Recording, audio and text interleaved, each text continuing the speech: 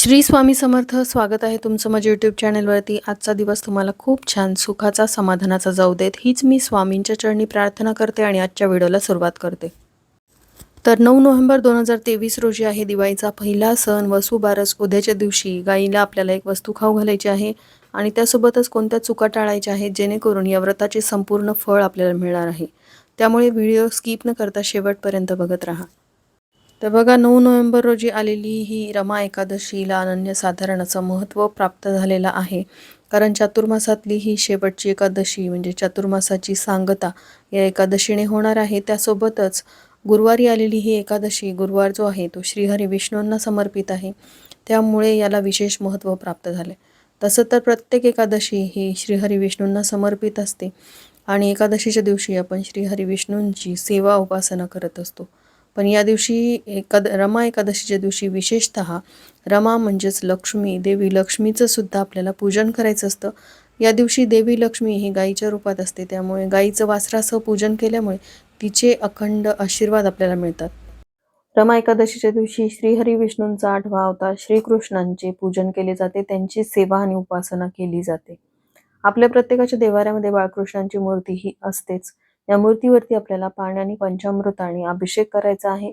त्याचबरोबर जर देवाऱ्यामध्ये देवी लक्ष्मीची मूर्ती असेल तर देवी लक्ष्मीच्या मूर्तीवरती सुद्धा शंखाने आपल्याला अभिषेक करायचा आहे.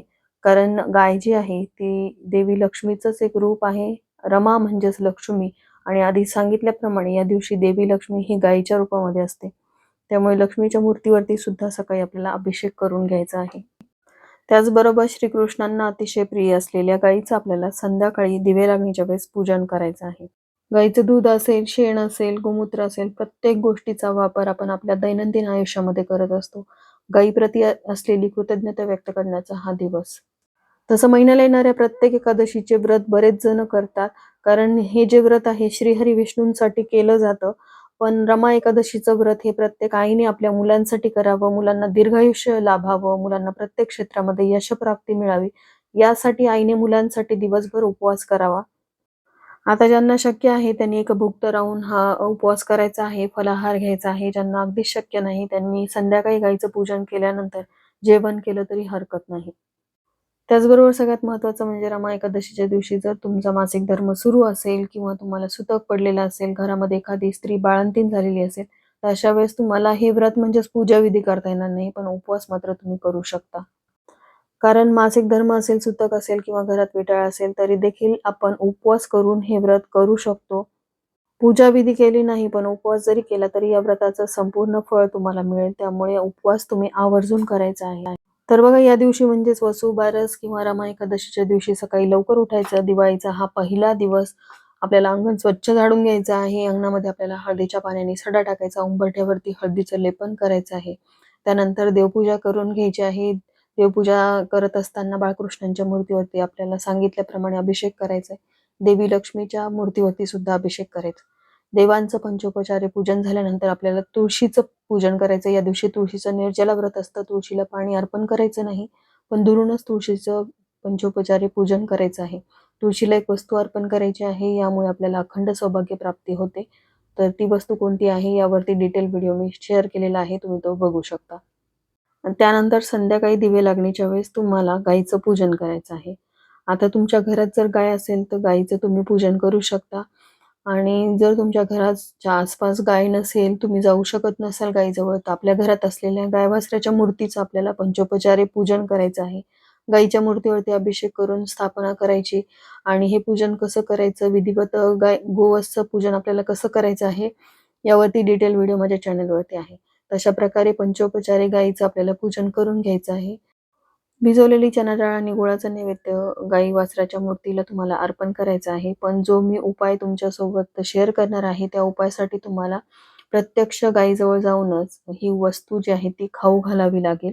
त्यासाठी तुम्हाला काय करायचं, जवळपास एखादी गोशाला असेल तर तिथे जाऊन तुम्ही हा उपाय करू शकता किंवा आसपास एखादी गाय असेल तर तिला तुम्ही ही वस्तू जी आहे ती खाऊ घालायची आहे. तर संध्याकाळी दिवे लागण्याच्या वेळेस आपल्याला गाईचं तिथे जाऊन पूजन करायचं आहे. त्यासाठी मग हा नैवेद्य तुम्हाला तयार करायचा आहे.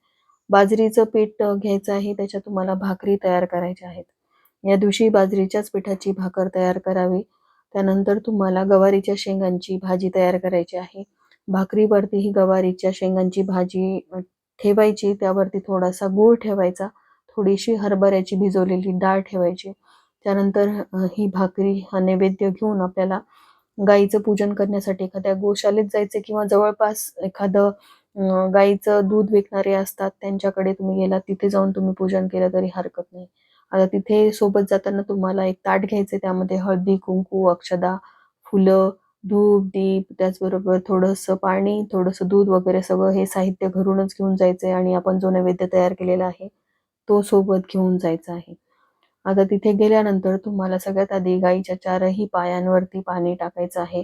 पाणी टाकल्यानंतर थोडं थोडं दूध गाईच्या पायावरती अर्पण करायचं. गाईच्या कपाळावरती आपल्याला हळदी, कुंकू, अक्षदा अर्पण करायचे आहेत, फुलं अर्पण करायची आहेत. धूप दीप दाखवून घ्यायचा आहे आणि त्यानंतर आपण जी बाजरीची भाकरी आणि गवारीच्या शेंगा, त्यावरती थोडासा गूळ आणि चना डाळ ठेवलेली आहे, त्या 2 भाकरी तुम्हाला गाईला खाऊ घालायच्या आहेत. जसं मी तुम्हाला सांगितलं, देवी लक्ष्मी जी आहे ती रमा एकादशीच्या दिवशी म्हणजेच वसुबारसच्या दिवशी गाईच्या रूपात असते. हा नैवेद्य तुम्ही गाईला अर्पण केल्यामुळे देवी लक्ष्मी तुमच्यावरती प्रसन्न होते. वर्षभर तुमच्या घरामध्ये धनधान्याची कमतरता भासत नाही. पैशाच्या ज्या काही समस्या असतील, आर्थिक अडचणी असतील, त्या दूर होण्यासाठी मदत होते. एवढा हा प्रभावी उपाय आहे. त्यानंतर सगळ्यात महत्त्वाचं म्हणजे गाय श्रीकृष्णांना अतिशय प्रिय आहे. श्रीकृष्ण जे आहेत ते श्री हरिविष्णूंचा 8वा अवतार आहेत आणि ज्या घरामध्ये श्री हरिविष्णूंची सेवा केली जाते त्या घरातून देवी लक्ष्मी कधीच जात नाही. त्यासाठी एकादशीच्या दिवशी आपल्याला श्रीमद संक्षिप्त भागवताचं पारायण करायचं आहे किंवा किमान तुम्ही गीतेचा 15वा अध्याय वाचून सुद्धा ही सेवा करू शकता. त्यामुळे सुद्धा तुम्हाला प्रत्यक्ष श्रीहरी विष्णूंचे आणि देवी लक्ष्मीचे आशीर्वाद प्राप्त होतील. त्यानंतर सगळ्यात महत्त्वाचं म्हणजे वसुबारसच्या दिवशी गाईला आपल्याला चुकूनही घरातले उरलेले शिळे अन्न खायला घालायचे नाही. घरात आपल्याला गव्हाचे आणि मुगाच्या डाळीचे पदार्थ म्हणजेच गहू आणि मुगाचं सेवन आपल्याला चुकूनही वसुबारसच्या दिवशी करायचं नाही. आणि हा नैवेद्य म्हणजेच बाजरीची भाकरी, गवारीच्या शेंगा, गूळ आणि भिजवलेली हरभऱ्याची डाळ खाऊ घालण्यामागे एक शास्त्रीय कारण सुद्धा आहे. कारण दिवाळी जी आहे ती हिवाळ्यामध्ये येते. थोडासा उबदारपणा बाजरीमध्ये असतो आणि गुळामध्ये सुद्धा उबदारपणा म्हणजे गूळ हा गरम असतो. त्यामुळे गाईला थोडेसे गरम पदार्थ खायला द्यायचे आहेत आणि तिची थंडी थोडीशी कमी व्हावी हा त्यामागचा उद्देश असावा. म्हणूनच आपल्याला पूर्वापार चालत आलेल्या या परंपरांचं पालन करायचं आहे. यामुळे देवी लक्ष्मीचे आशीर्वाद आपल्याला प्राप्त होतील. घर, धन, धान्य, सुख, समृद्धीने भरलेलं राहील. तर चला, झालेली सेवा मी स्वामींच्या चरणी अर्पण करते. इथेच व्हिडिओचा एंड करते. व्हिडिओ आवडला असेल, हेल्पफुल वाटला असेल तर लाईक, शेअर, सबस्क्राईब करा. भेटूयात अशाच एका नवीन व्हिडिओसोबत. तोपर्यंत सर्वांना श्री स्वामी समर्थ.